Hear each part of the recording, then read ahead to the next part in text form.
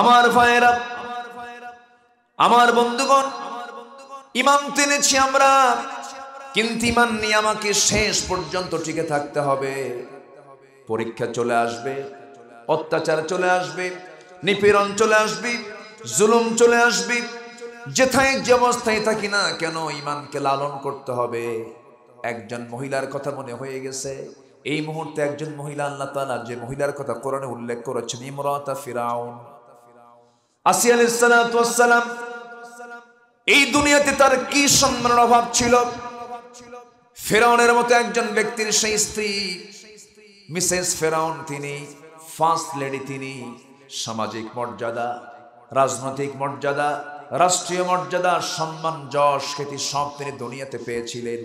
কিন্তু তার সামনে যখন তাওহীদের দাওয়াত চলে এসেছে, সঙ্গে সঙ্গে তিনি পড়ে নিয়েছেন লা ইলাহা ইল্লাল্লাহু মুসা কালিমুল্লাহ।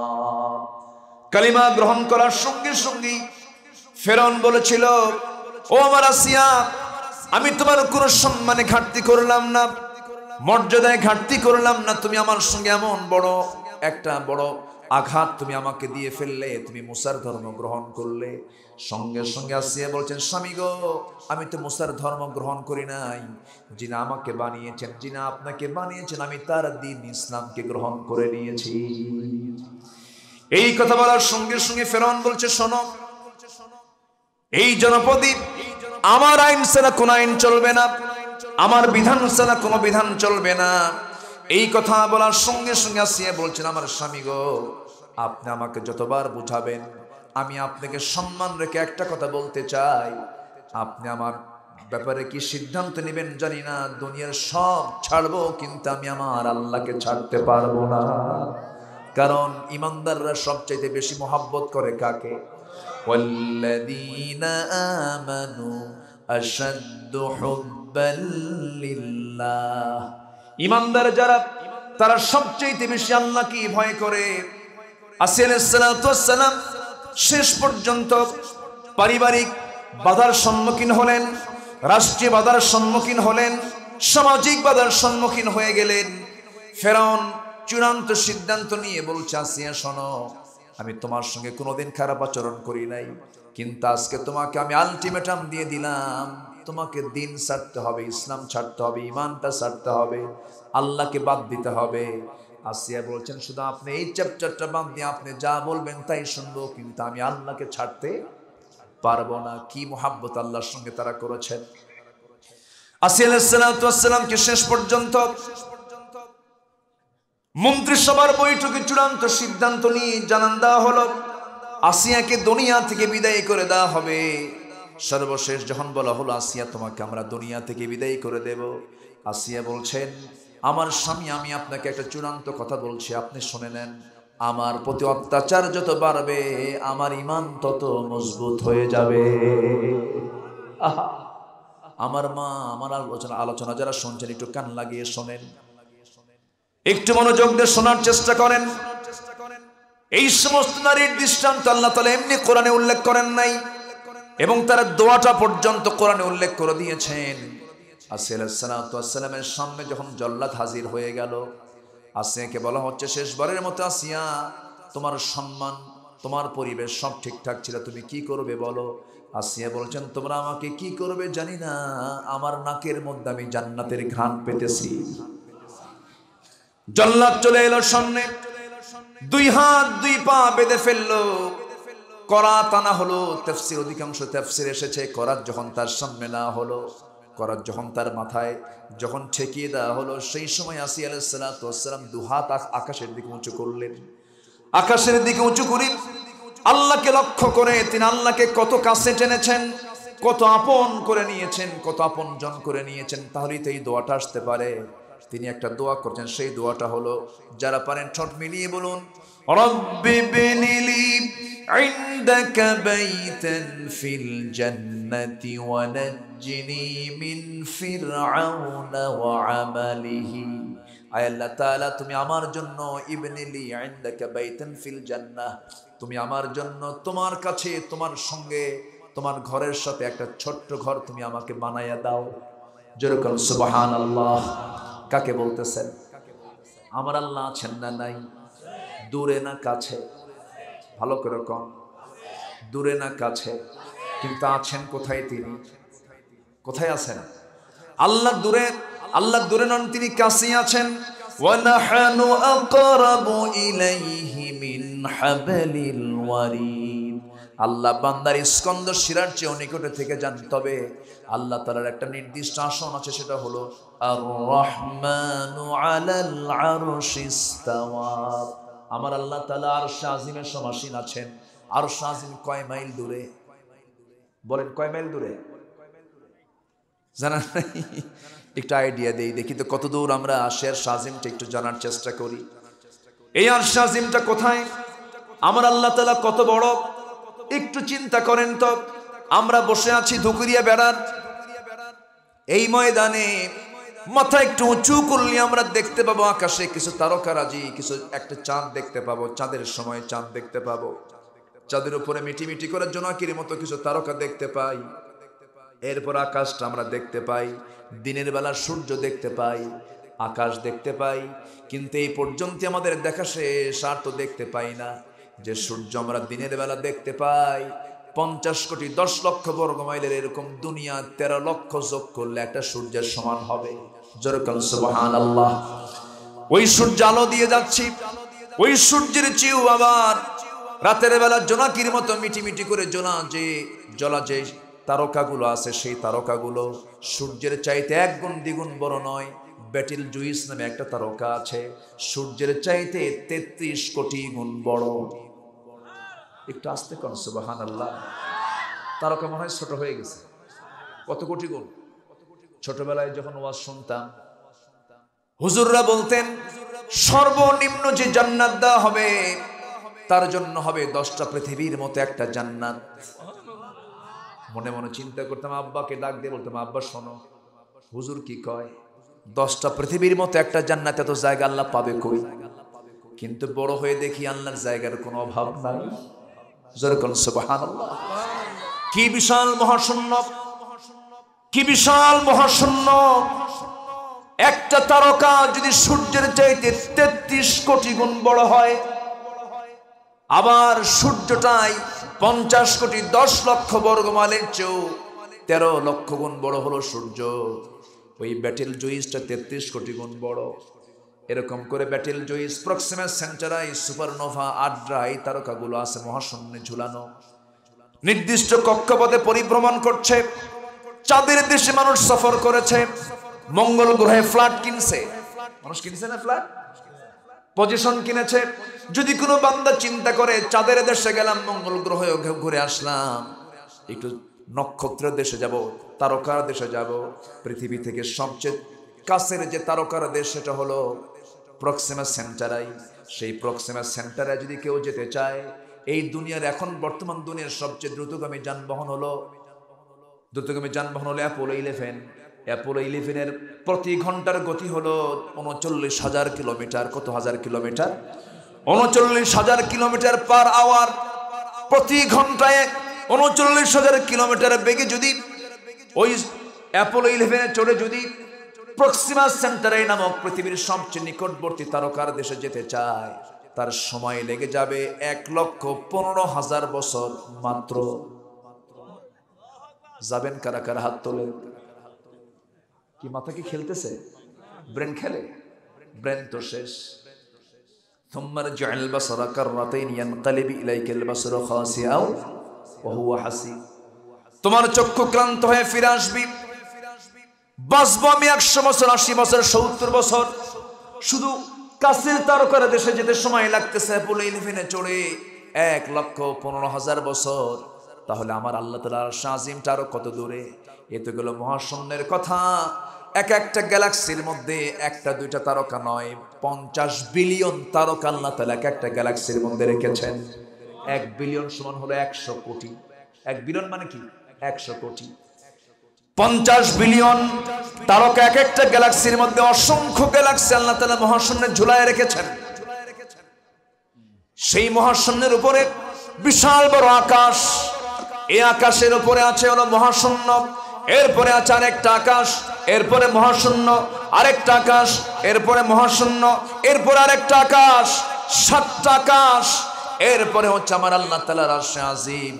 সে আরশে আজিমে তিনি সমাসীন আছেন। আল্লাহ বলছেন, বান্দারে এই আরশে আজিমে আমি সমাসীন আছি, আমি তোকে জান্নাত দিলে পরে আমার প্রতিবেশী বানায় নেব, যেমন করে আসিয়াকে বানায় দিয়েছি।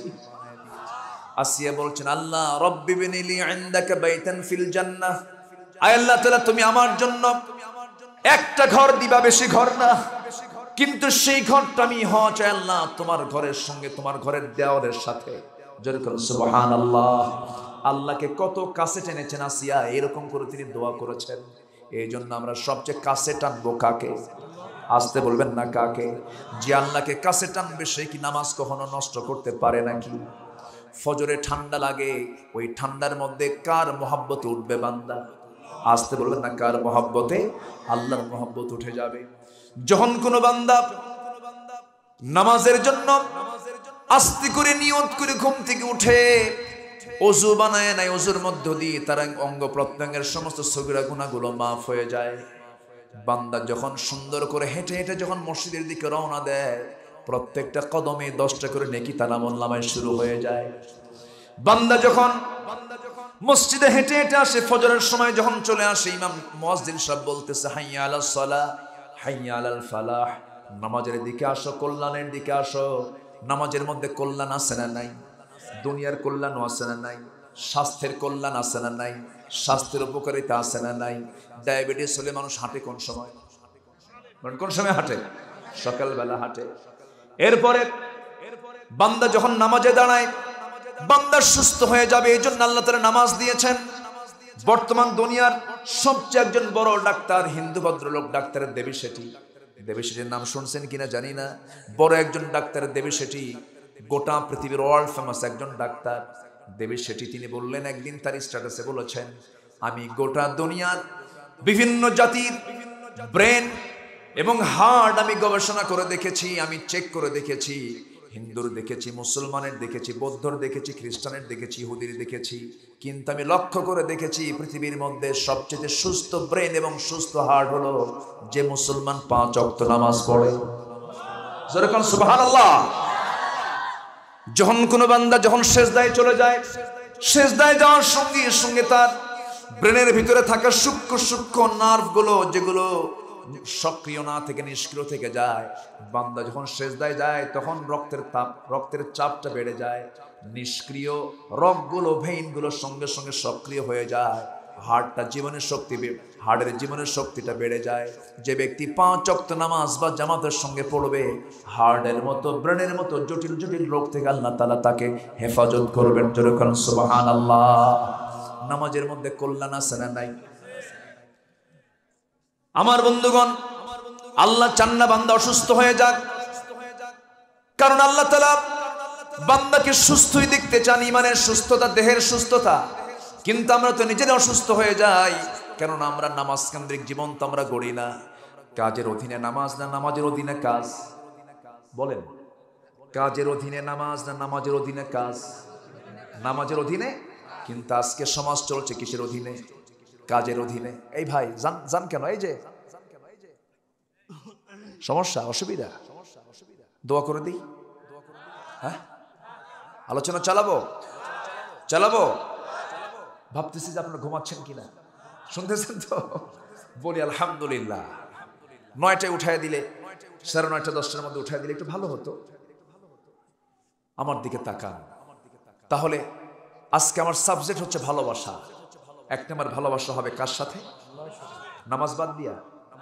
সবাই কি নামাজ পড়তে রাজি আছেন? 5 ওয়াক্ত নামাজ পড়তে রাজি আছেন কারে? জোরে বলি ইয়া আল্লাহ। আরো জোরে বলি ইয়া আল্লাহ। আমাদেরকে 5 ওয়াক্ত সালাত আদায় করার তৌফিক তুমি আল্লাহ দিয়া দাও। জোরে বলি আমিন। আরো জোরে আমিন। কষ্ট পাচ্ছেন আপনারা? মায়েরা কি মাহফিলে আছে? মেয়েরা আসছে মাহফিলে? বলি আলহামদুলিল্লাহ।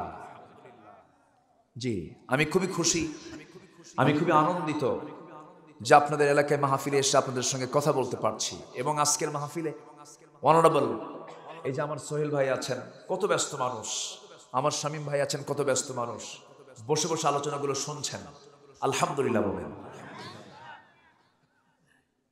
কি এলাকার নাম এটা? ধুকুরিয়া বেড়া। এটা একটা ইউনিয়নও না? আচ্ছা, আলহামদুলিল্লাহ। এই অঞ্চলটা হলো ইসলামী জনপদের এক উর্বর জায়গা, আলহামদুলিল্লাহ। জোরে বলি আলহামদুলিল্লাহ। হয়তো আজকে দেখা যাচ্ছে কারো জন্য হচ্ছে সর্বনাশ, কারো জন্য পৌষ মাস, একদিন পৌষ মাস সর্বনাশাদের জন্য আসবে। জোরে বলি ইনশাআল্লাহ। এক মাকে কি শীত যায়? এক মাকে শীত যায়? যায় না, এক মাকে শীত যায় না। দিন আসবে, জুলুম টিকবে না কোথাও, জুলুম কোথাও টিকবে? কোথাও টিকবে না। গোটা দুনিয়াতে, গোটা দুনিয়া জুড়েই আজকে জুলুম নির্যাতন চলছে। কাবার ইমাম সিনেমার বিরুদ্ধে, অশ্লীল কনসার্টের বিরুদ্ধে কথা বলেছেন, সেখানে জালিম শাসকরা জেলখানায় তাকে ঢুকিয়ে দিয়ে 10 বছরের সাজা তাকে দিয়ে দিয়েছে। কোথায় যাবেন? দেশে দেশে এই জুলুমগুলো, জুলুমতন্ত্রগুলো চলছে। ঈমান আপনি টিকে রাখতে গেলে বিপদ আসবেই, মুসিবত আসবেই, এটাই হলো স্বাভাবিক। জান্নাত পেতে হলে পরীক্ষা আছে না নাই? বিনা পরীক্ষায় জান্নাত পাওয়া যাবে? 4 জন ইমামের কোন ইমামের মৃত্যু সঠিকভাবে হয় নাই। সঠিকভাবে মানে কি? বাড়িতে হয় না, স্বাভাবিকভাবে হয় নাই। আমি কথাটা বলতে আমার স্লিপিং হয়ে গেছে। স্বাভাবিক মৃত্যু তাদের হয় নাই। আবু হানিফার মৃত্যু হয়ে গেছে জেলখানার ভিতরে। 8 বছর জেল খেটেছেন তিনি। কত বছর? তাকে জেলখানায় রেখেছে কাফেররা, মুশরিকরা, জালিমরা। সেই জালিমরা আছে না নাই? প্রস্তাব দেওয়া হলো, আবু হানিফা তোমাকে চিফ জাস্টিস বানাবো, প্রধান বিচারপতি বানাবো। তিনি বললেন, তুমি তো জালিম, তুমি জালিমের অধীনে আমি কি বিচার করব? তোমার অধীনে আমার বিচারপতি হওয়ার দরকার নাই। প্রস্তাবটাকে প্রত্যাখ্যান করলেন। ফলাফল হলো তাকে জেলখানায় ঢুকালো। জেলখানায় তাকে ঢুকালো হলো, ঠিক আছে, ভালো কথা। তার মাকে ধরে আনা হলো, বৃদ্ধা মাকে। বৃদ্ধা মাকে ধরে এনে বৃদ্ধা মার চোখের সামনে সন্তানকে পিটালে মায়ের কি ভালো লাগে? মায়ের কি কলিজায় টান লাগে না? লাগে। মা কান্দে। আবু হানিফা মনে মনে চিন্তা করেন, আরে আমার বুড়া মা, আমার প্রতি অত্যাচার দেখি মার কলিজায় শেল বেঁধে যাচ্ছে, কষ্ট হচ্ছে, মা কত না কষ্ট পাচ্ছেন। আবু হানিফা কি সিদ্ধান্ত নেবেন? তিনি সিদ্ধান্তহীনতায় তিনি ভুগছিলেন। মার জন্য কি করা যায়? কিছুক্ষণ পর মা বলছে, বাজান কি চিন্তা করিস জানি না, আমার চোখের পানি দেখে তুই হতাশ হবি না। আমার চোখের পানি কোনো কষ্টের মধ্য দিয়ে আমার চোখের পানি বের হচ্ছে না। আমার কলিজার টুকরা সন্তান, ইমানের পরীক্ষা দিতে হবে। আমার চোখে পানি আসার কারণ হলো তোর প্রতি যে অত্যাচার করা হচ্ছে, না জেনে তুই কোন সময় যেন মাথা নত করে যাস। জালিমদের সামনে মাথা নত করবি না কখনো। আমি তোর মা, তো কি দৃঢ় কণ্ঠে বলতে চাচ্ছি, আমার কলিজার টুকরা সন্তান, অত্যাচারগুলো সহ্য করতে করতে এক পর্যায়ে তুই শহীদের নাজরানা পেশ করবি, শহীদ হয়ে দুনিয়া থেকে বিদায় হবি। হাসরের ময়দানে আমি তোর মা, শহীদের মা হওয়ার গৌরব অর্জন করে আল্লাহর সামনে দাঁড়াবো। জোরে কোন সুবহানাল্লাহ। আবু হানিফা রাহমাতুল্লাহ আলাইহি 8টা বছর খাওয়া নাই, ঘুম নাই, বিভিন্ন নির্যাতনের শিকার তিনি হলেন। তার ইলমকে নষ্ট করার জন্য শেষ পর্যন্ত তাকে বিষ প্রয়োগ করে দুনিয়া থেকে বিদায় করে দেওয়া হলো। দুনিয়া থেকে বিদায় হলেন। ইমাম মালিককে মেরে মেরে পিঠের চামড়া তুলে দেওয়া হয়েছে। আহমদ ইবনে হাম্বলকে গলার ভিতরে দড়ি ধরে গোটা শহর তাকে লাঞ্ছিত করে তাকে ঘুরানো হয়েছে। আমার ভাইয়ের, এটাই তো ইমামদের, এটাই তো ইমানদারদের জীবনের কথাগুলো।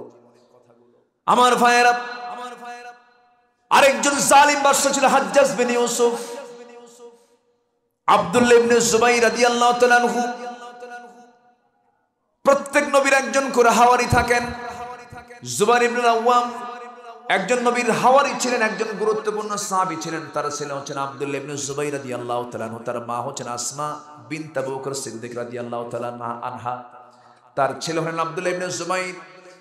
এই আব্দুল্লাহ ইবনে জুবাইর রাদিয়াল্লাহু তাআলা আনহু হাজ্জাজ বিন ইউসুফের বিরুদ্ধে যখন মোকাবেলায় দাঁড়িয়ে গেলেন, যুদ্ধ শুরু হয়ে যাবে এমন সময় তার মা, বৃদ্ধা মানুষ, 80 বছরের বুড়ি মানুষ, মাকে ডাক দিয়ে বলছে, মা শোনো, হাজ্জাজ বিন ইউসুফের লোকেরা কিন্তু মুসলমানদেরকে ধরে ধরে শেষ করে দিচ্ছে, নাক কাটছে, কান কাটছে, চোখ তুলে নিচ্ছে। মা, আমি তো ওই সমস্ত বাতিলদের মোকাবেলা করতে যাচ্ছি, মা আমি কি যাব নাকি? না তোমার কষ্ট হবে নাকি তুমি বলো। সঙ্গে সঙ্গে আব্দুল্লাহ ইবনে জুবাইরের মা আসমা বিনতে আবু বকর বলছেন, আমার কলিজার টুকরা সন্তান, তুই আমাকে কি বলছিস বুঝতেছি না, তবে একটা কথা জেনে রাখবি, আমার কলিজার টুকরা সন্তান আব্দুল্লাহ ইবনে জুবাইর একটা ছাগল জবাহ করার পর সেই ছাগলকে কিমা করে খাবে, না ভুনা করে খাবে, না ফ্রাই করে খাবে, ছাগল কি টের পায় না কি রে? না ছাগল তো টের পায় না। আমরা আব্দুল্লাহ, তুই যুদ্ধের ময়দানে যাবি, যুদ্ধ করতে করতে তোকে তারা দুনিয়া থেকে বিদায় করে দেবে, তোর নাক কাটলো না কান কাটলো দেখার দরকার নাই, দুনিয়া থেকে বিদায় হবে, জান্নাতের দরজা দিয়ে জান্নাতে ঢুকে যাবি। আব্দুল্লাহ ইবনে জুবাইর রাদিয়াল্লাহু তাআলা আনহু এবার মা দুটো হাত ধরে বলছে, মা আল্লাহর কসম করে বলি, আমি তো ভয়ে এই কথা বলিনি, কিন্তু মা তুমি তো বুড়া মানুষ, তুমি ধৈর্য ধারণ করতে পারবে কিনা, এই জন্য আমি তোমাকে চেক করলাম। এই কথা বলে যুদ্ধে শামিল হলেন। হাজ্জাজ বিন ইউসুফের লোকেরা আব্দুল্লাহ ইবনে জুবাইরকে মেরে ফেলে দিয়া শহীদ করে তার লাশ উল্টা করে ঝুলাইয়া গাছের সঙ্গে 2 পা বেঁধে রেখেছে। যুগে যুগে অত্যাচারগুলো আছে না নাই? ঝুলাইয়া রেখেছে, ঝুলন্ত লাশ 3 দিন পর্যন্ত ঝুলন্ত অবস্থায় আছে, কেউ নামায় নাই। আসমা রাদিয়াল্লাহু তাআলা আনহা তিনি করলেন কি, তিনি তার সন্তানকে খোঁজার জন্য বের হয়ে আসলেন। বের হয়ে এসে দেখেন তার সন্তানকে ঝুলায় রেখেছে গাছের সাথে। মা সন্তানের চেহারার দিকে তাকায় বলছে, আহারে দিনের পথের মুজাহিদের ঘোড়া থেকে নামার সময় কিন্তু এখন, ঘোড়ার সময় নামার সময় কি এখনো হয় নাই। তার লাশটা নামানো হলো, সন্তানকে কলিজা ভরে দোয়া করলেন, বুকের সঙ্গে জড়িয়ে ধরে কপালে চুম্বন এঁকে দিয়ে এবার তিনি একটা হাদিস বর্ণনা করলেন। আসমা বিনতে আবু বকরের হাদিস বর্ণনা আছে না নাই? তিনি বললেন, প্রত্যেকটা যুগের জন্য একজন মিথ্যুক বাদশা থাকে। আমার রাসূল বলেছিলেন, বনু সাকিব গোত্রের একজন মিথ্যুক বাদশা আসবে। আসমা বিনতে আবু বকর বলেন, এই মিথ্যুক বাদশা অন্য কেউ নয়, তুই হাজ্জাজ বিন ইউসুফ। আল্লাহু আকবার বলেন। মা যেমন সাহসী, সন্তান তেমন সাহসী। ঈমানটা তখনই পাকাপোক্ত হবে যখন আমরা আল্লাহকে দূরে মনে করব না, কাছে মনে করব। কাছে টেনে নিতে হবে। আমরা আল্লাহকে 1 নম্বর মহব্বত করব, নাম্বার 2 হচ্ছে অন্য কেউ নন। আল্লাহ তাআলা দ্বিতীয় আয়াতে সুন্দর করে বলছেন, আমি কি আলোচনা চালিয়ে যাব? কোনো আপত্তি নাই তো? বলি ইনশাআল্লাহ। আল্লাহ তাআলা বলছেন, আহাব্বা ইলাইকুম মিনাল্লাহি ওয়া রাসূলিহি ওয়া জিহাদিন ফি সাবিলিহি ফাতারাব্বাসু হাত্তা ইয়াতিয়াল্লাহু বিআমরিহি ওয়াল্লাহু লা ইয়াহদিল কওমাল ফাসিকিন। জোরে বলুন আল্লাহু আকবার। আগের আয়াতে বলেছেন জালিমুন, এবার এই আয়াতে বলেন ফাসিকিন। জালিমও হব না, ফাসিকও হব না। তাহলে আমাদের কি করতে হবে? আগের আয়াতে বলা হলো, যারা ঈমানকে কুফরের বিনিময়ে বিক্রি করে দেয়, অথবা ঈমানকে নিচে রেখে কুফরকে যারা প্রাধান্য দেবে, তাদেরকে তোমার বন্ধু বানানো, হোক সে তার তোমার বাপ, হোক সে তোমার ভাই। এবার বলা হচ্ছে, রাসূল আপনি বলে দেন, 8টা ভালোবাসার চাইতে আল্লাহকে বেশি ভালোবাসতে হবে, 8 জনকে ভালোবাসার চাইতে আল্লাহকে বেশি ভালোবাসতে হবে। এখানে 8টা শ্রেণী উল্লেখ করা হয়েছে। 1 নম্বর হলো আবাউকুম, তোমাদের বাপ, ওয়া আবনাউকুম, তোমাদের সন্তান, ওয়া ইখওয়ানুকুম, তোমাদের ভাই, ওয়া আজওয়াজুকুম, তোমাদের স্ত্রী, ওয়া আশিরাতুকুম, তোমাদের আত্মীয় স্বজন। এরপরে বলা হচ্ছে ওয়ালুন ইকতারাফতুমুহা ওয়া তিজারাতুন তাখশাউনা কাসাদাহা। এরপরে বলা হচ্ছে তোমাদের মালামাল, তোমাদের ব্যবসার জিনিসপত্র এবং তোমাদের প্রিয় বাসস্থান। এই সমস্ত জিনিসের চাইতে যদি আল্লাহ, রাসূল এবং জিহাদকে যদি তোমাদের বেশি পছন্দ না হয়, জেনে রেখে দিও তোমরা ফাসিকের অন্তর্ভুক্ত হয়ে গেছো। কার কথা? আসতে বলবেন না, কার কথা? সবচেয়ে বেশি ভালোবাসবো আমরা কাকে? নাম্বার 2 হচ্ছে মুহাম্মদ সাল্লাল্লাহু আলাইহি ওয়াসাল্লামকে। এবং 3 নম্বর একটা আমলের কথা বলা হলো, ওয়া জিহাদিন ফি সাবিলিহি, এবং জিহাদ করতে হবে কার পথে? হ্যাঁ জোরে বলেন, কার পথে? আমাদের সমাজে কিছু লোক আছে সস্তা আমল করে জান্নাত পেতে চান। নামাজ পড়বো 5 ওয়াক্ত, রমজান মাসে রোজা রাখবো, টাকা আছে কিছু যাকাত দেব, মসজিদ একখান বানাবো, একটু হজে যাব, হজ থেকে ফিরে আসবো, আমাকে হাজি বলবে। এই তো বিশাল খেদমত করলাম, আল্লাহ আমারে জান্নাত না দিয়ে যাবে কোথায়? এরকম পাবলিক কিছু আছে না নাই? রসুল মার খায়া দেশ সারে, নবীরা পিটন খায়া পিঠের চামড়া তুলে ফেলে দেয়। ইউসুফ আলাইহিসসালামকে জেলখানায় থাকতে হয় জিনার মামলা খায়া। জাকারিয়া আলাইহিসসালামকে করাত দিয়ে চিরে জিনার অভিযুক্ত করে শহীদ করে দেওয়া হয়। সাহাবায়ে কেরামকে দুনিয়া থেকে বিদায় করে দেওয়া হয়। আর হাজী সাহেব মনে করতেছেন নামাজ পড়বো 5 ওয়াক্ত, রমজান মাসে রোজা রাখবো, টাকা আছে হজ করবো, আল্লাহ আমারে জান্নাত নিয়ে দিয়ে যাবে কোথায়? এত সস্তা নয়। আল্লাহ বলছেন না রে না, তোর মালামাল তোর সম্পদ সবকিছুর চাইতে মুহাব্বত বেশি থাকতে হবে আল্লাহ রাসূল এবং জিহাদকে। কি বলেন কাকে? জিহাদকে। জিহাদের গুরুত্ব আছে না নাই? নামাজে মুনাফিক চেনা যায় না, রোজায় মুনাফিক চেনা যায় না, হজে মুনাফিক চেনা যায় না, তাহাজ্জুদে মুনাফিক চেনা যায় না। মুনাফিক চেনা যায় হলো জিহাদের ময়দানে।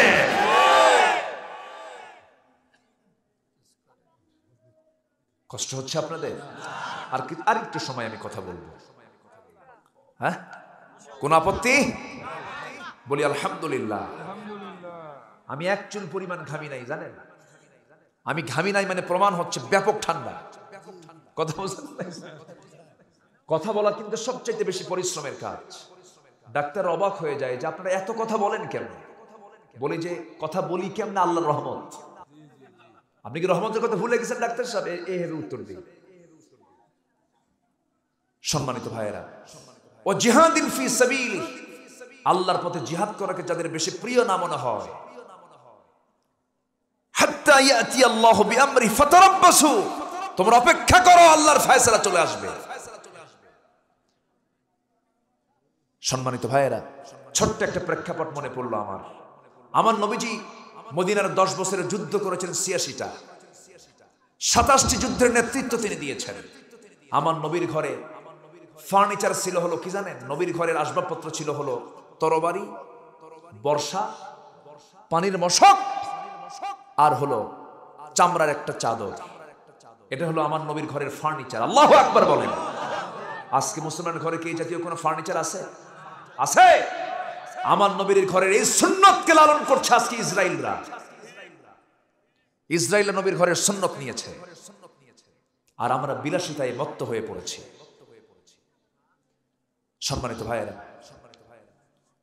সেদিন একটা জরিপে দেখলাম, সোহেল ভাই, একটা জরিপে দেখলাম সেদিন, একটা রিসার্চ এসেছে 228টি দেশের মধ্যে ইসলামকে সবচেয়ে বেশি ইসলাম প্র্যাকটিস করে হলো প্রথম 48টা দেশ হলো অন্য নন মুসলিম।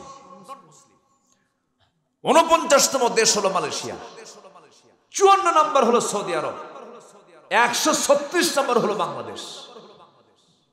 আমার কথা কি বুঝে আসতেছে? আমরা মাহফিলে যখন আসছি গাড়িতে করে বাম দিকে এসেছি না ডান দিকে এসেছি? কোন পথে আসছেন আপনারা বলেন? রাস্তায় যখন আসছেন ডান দিকে আসছেন না বাম দিকে আসছেন? ইসলাম বলে ডানে চলো না বামে চলো? বলেন রাস্তায় চলে ডানে না বামে? আমরা আসছি কোথায়? বামে আসছি। ইউরোপ আমেরিকান লোকেরা কোন দিকে চলে? ডানে। আমার কথা কি বুঝে আসতেছে?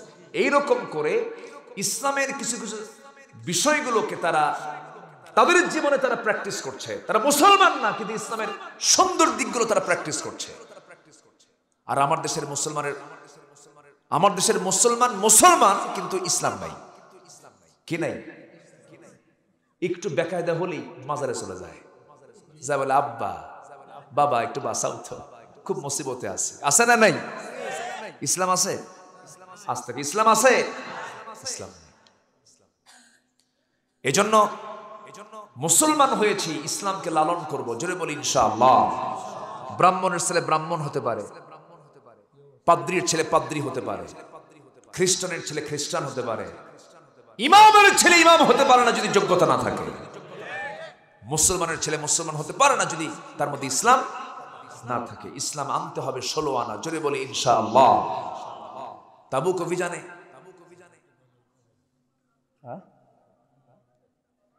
ছোট্ট একটা গজল বলবো আবার? এর মধ্যে আবার কেমন গজল বলবো? আচ্ছা ঠিক আছে দেখি, আচ্ছা দেখা যাক, তাহলে দোয়া করে দিয়ে আসেন। হ্যাঁ, কেউ তো যাইও না, বাড়ি যাবেন না আপনারা, এখানে থাকবেন। এই কমিটি কই, ল্যাপটপের ব্যবস্থা করুন, আমি চলে যাই, সবাই থাকবে তো। খুব ভালো, বলি আলহামদুলিল্লাহ। তাবুক অভিযানে আমার নবীজি 10 বছরে 27টি যুদ্ধের নেতৃত্ব দিয়েছেন, 86টি যুদ্ধ পরিচালনা করেছেন। গড়ে 8টা থেকে 9টা যুদ্ধ তাকে বছরে করতে হয়েছে। রাসূলের দিন চলেছে হলো ঘোড়ার পিঠে, রাত গেছে হলো জায়নামাজে। আল্লাহু আকবার বলেন। ইসলাম দাঁত ভাঙ্গা ইসলাম, ইসলাম হিজরতের ইসলাম, ইসলাম ত্যাগের ইসলাম। শুধু জন্মসূত্র ইসলাম নিয়ে আপনি জান্নাত পাবেন না। তাবুক অভিযানে রাসূল গেলেন, তাবুক অভিযান থেকে রাসূল ফিরে আসলেন 30,000 সৈন্য নিয়ে। সমরনায়ক মুহাম্মদ সাল্লাল্লাহু আলাইহি ওয়াসাল্লাম রোমানদের বিরুদ্ধে মোকাবেলায় দাঁড়িয়ে গেলেন। রোমানদের বিরুদ্ধে, রোমক শক্তির বিরুদ্ধে মোকাবেলায় তিনি দাঁড়িয়ে গেলেন। যুদ্ধ হলো না, বিনা যুদ্ধে রাসূল চলে আসলেন মদিনায়। মদিনার মসজিদে বসা অবস্থায় এক সাহাবী, অনেক লম্বা হাদিস, এক সাহাবী এসে হাঁটু গেড়ে দিয়ে রাসূলের সামনে বসে সালাম দিয়ে বলছেন, হুজুর আমি কাব বিন মালিক, আমি আপনার কাছে মাফ চাইতে আসছি। কেন, কি করছো তুমি? হুজুর আমি না তাবুকে যাই নাই, যুদ্ধে যাই নাই আমি। তুমি কেন যাও নাই? হুজুর আমি যেতে পারতাম, কিন্তু গড়িমসি করেছি, অবহেলা করেছি, মনে করলাম যাবো কিন্তু যাওয়া হলো না। হুজুর আমার ভুল হয়ে গেছে, আপনি আমারে মাফ করে দেন। রাসূল একটু মুস্কি হাসি মেরে বলেন, এই কাব, আর কে কে যাও নাই বলো? মানে এমন কথা কইছে, এখন রাসূল আরো ঘেটে ঘেটে বের করতেছে, কে কে যাও নাই? হুজুর হেলাল বিন উমাইয়া যায় নাই। আর কে যায় নাই? মুরারা বিন রাবিয়া যায় নাই। আর কে? হুজুর আমার জানা নেই। তাই আচ্ছা ঠিক আছে কাব, তুমি এখন যেতে পারো। আমার নবীর চেহারা ফ্যাকাশে হয়ে গেল। হাস্যজল চেহারা কি হয়েছে? ফ্যাকাশে হয়ে গেছে। নবীর চেহারায় কোনো হাসি নাই। আস্তে করে তাকে বলেন, তুমি চলে যাও।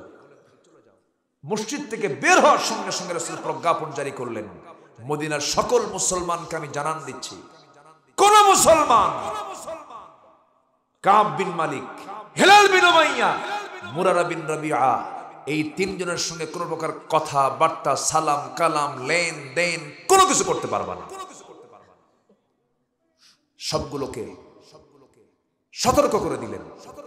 এই বক্তব্য যখন এই 3 সাহাবীর কানে গেছে, বলেন কি হতে পারে? কাব বিন মালিকের মতো দামি সাহাবী, যার জীবনে কোনো গুনাহ হয় নাই, বড় ধরনের কোনো গুনাহ তার জীবনে সংঘটিত হয় নাই। কাব বিন মালিক খুব দামি একজন সাহাবী ছিলেন। তার কানে যখন বয়কটের কথা যখন তার কানে চলে আসলো, আকাশ যেন ভেঙে পড়ার মতো হয়ে গেল। চলে গেলেন সোজা নিজের বাড়ির দরজার দিকে চলে গেলেন। দরজায় গিয়ে কড়া নাড়ছেন স্ত্রী, দরজাটা খুলো, বড় বিপদ হয়ে গেছে। দরজার কাছে সেই স্ত্রী বলছেন, স্বামী গো আপনার ঘর, আপনার দরজা খুলবো না কেন? অবশ্যই খুলবো, কিন্তু সংবাদ তো আমার কানেও আসছে। কোনো কথা নাই, দরজা খুলবো ঠিক, কিন্তু সামনের দরজা খুলে দিয়ে আপনাকে ঘরের মধ্যে ঢুকায় দিয়া পিছনের দরজা দিয়ে আমি ঘর থেকে বের হব, কারণ রাসূল যাকে বয়কট করেছেন আমিও তাকে বয়কট করতে বাধ্য হচ্ছি। আমার ভাইয়েরা, সকল সম্পর্ক হচ্ছে কার সাথে? সকল সম্পর্ক আল্লাহর সাথে, নবীর সাথে জড়িত।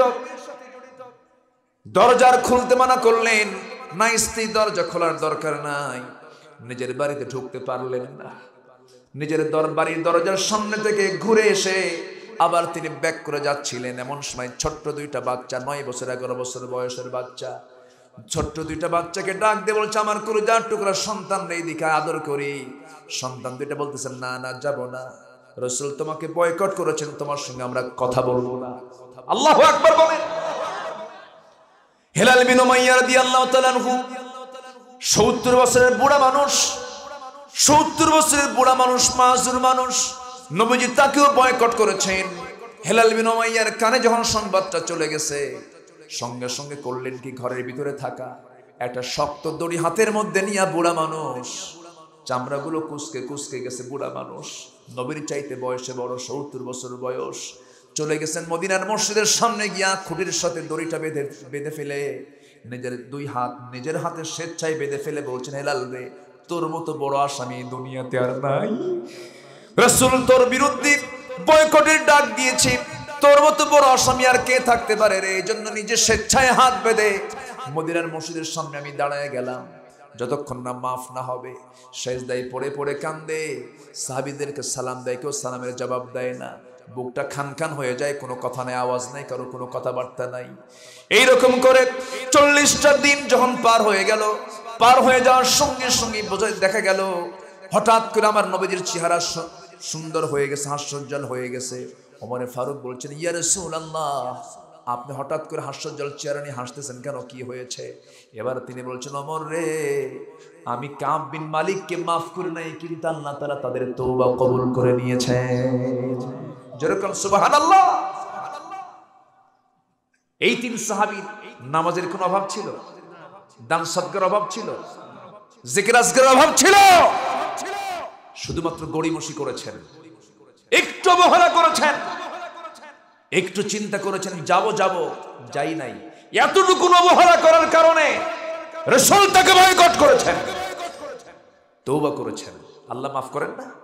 তওবা করেছেন, সেজদা দিয়েছেন, আল্লাহ আর ভুল হবে না, আল্লাহ মাফ করে দাও। ওয়া আলা সালাসাতিল্লাযিনা খুল্লিফু, ওই 3 ব্যক্তি যারা পিছে পড়েছিল, যারা যায় নাই, হে রাসূল আমি তাদের তওবার অনুশোচনাটা বুঝেছি, ওদের যে ভুল হয়েছিল সেই ভুলের জন্য তারা ক্ষমা চেয়েছে, আমি আল্লাহ তাদেরকে ক্ষমা করে দিলাম। কিন্তু এই ইতিহাসের মধ্যে শিক্ষা আছে না নাই? আসতে বলবেন না, আছে না নাই? ও জিহাদিন ফি সাবিলিহ, যারা আল্লাহর রাস্তায় জিহাদকে বেশি প্রাধান্য দেয় না, ওই বাবা ভাই সন্তানাদি পরিবার পরিজন বাসস্থান ও মাসাকিন তারদাউনাহা, ব্যবসার মালামাল, এগুলোর চাইতে যারা জিহাদকে প্রাধান্য দেয় না, আল্লাহকে প্রাধান্য দেয় না, রাসূলকে প্রাধান্য দেয় না, অপেক্ষা করো, আল্লাহর ফয়সালা আসবে তোমাদের উপরে। এই সাবধানতা কে দিয়েছেন? আল্লাহ দিয়েছেন। আল্লাহ, এবং আল্লাহ তাদেরকে ইঙ্গিত দিয়ে বলেছেন এরাই হলো ফাসিক। এরা কি? ফাসিক।